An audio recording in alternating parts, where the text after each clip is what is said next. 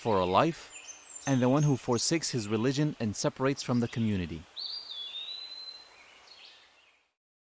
Bismillahirrahmanirrahim. Alhamdulillah wa salatu wa salam ala rasulillah wa ala alihi wa sahbihi wa man wala. This hadith kind of follows on the last one that we covered, hadith number 8, and it deals with human life. And so the previous hadith talks about how everyone should be protected. There's a sanctity of human life except when there's a certain situation for it, except bihaqq al-Islam.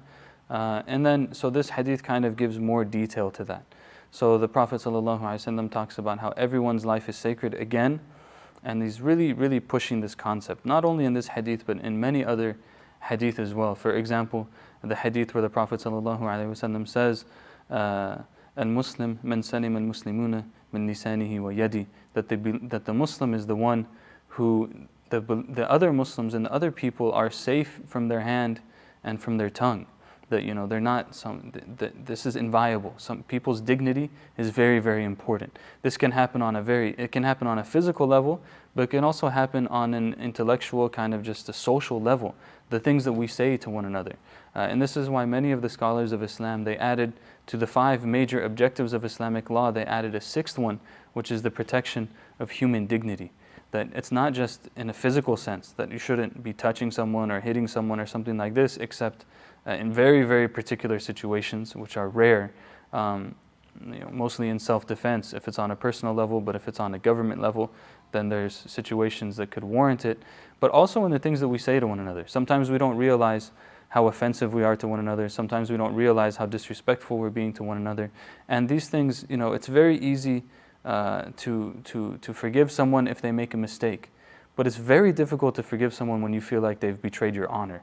So this is a very, foundational issue that the Prophet ﷺ is pointing towards. Then this, the majority of the hadith deals with then where are the places where this life can, when someone's life could be at stake in terms of penalties or criminal punishment. The first thing is to reiterate what we said before, that this is not individual decisions. These are government decisions. Why is it a government decision? Because it's human life. It's not just something that should be taken lightly, number one. Number two, because there are things that go behind this. It's not just, you think someone did something wrong and all of a sudden you take their life. This doesn't make any sense. That's not beneficial to human order in any way. There's things that go into it. There's due process, essentially. There needs to be a court, there need to be witnesses, there needs to be evidence, there needs to be due process, there needs to be the opportunity for the victims to forgive the person who's involved perhaps, or any sort of, we try to get out of these punishments as much as we possibly can, but sometimes they come up. So the first one then, we'll talk about each one very briefly individually. The first one that's mentioned in the hadith is the married person who commits fornication. So first and foremost, in order to establish whether or not someone has committed adultery while they're married or in any sort of situation, there's a very strict evidential requirement in Islamic law, and that is that there have to be 4 eyewitnesses, meaning 4 people have to actually, particularly 4 males have to actually see the act occurring and then come to the court and bear witness against this person to establish whether or not they committed fornication in the first place. So this is nearly impossible, unless it's an act of complete just public indecency. It's not even conceivable. Most Muslim scholars have held that the punishment of that would be death, if that was to actually happen with the due process and with the witnessing and everything else. A very small minority of scholars held that that actually is not the punishment because it's not mentioned in the Quran, and the only thing that's mentioned in the Quran is a punishment that is less than that. So that is number one.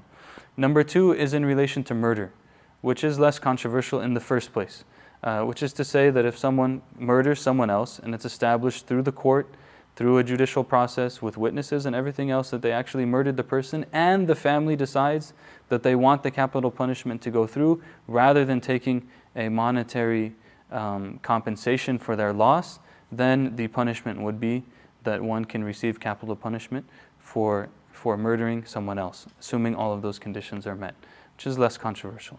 The third one, which is also controversial, similar to the first, is the question of the person who leaves Islam, but not only leaves Islam, and this hadith is important for understanding this controversy in general. Many people will say that anyone who leaves Islam, then the punishment for the person that leaves Islam is that they should be killed. And we cannot ignore historical opinions. This was a historical opinion held by many Muslim scholars. But this hadith actually gives more context to that and is the basis of the scholars who held the opinion that it is not only leaving Islam that would cause someone to receive the capital punishment, but it is also leaving Islam and essentially committing treason. That this hadith, it says that they leave Islam and they leave the community. So basically the idea here is that not only does the person leave the faith, but also they undermine the political authority and establishment that exists at the time, assuming again that this whole discussion doesn't exist unless the system is based on the teachings of Islam in the first place.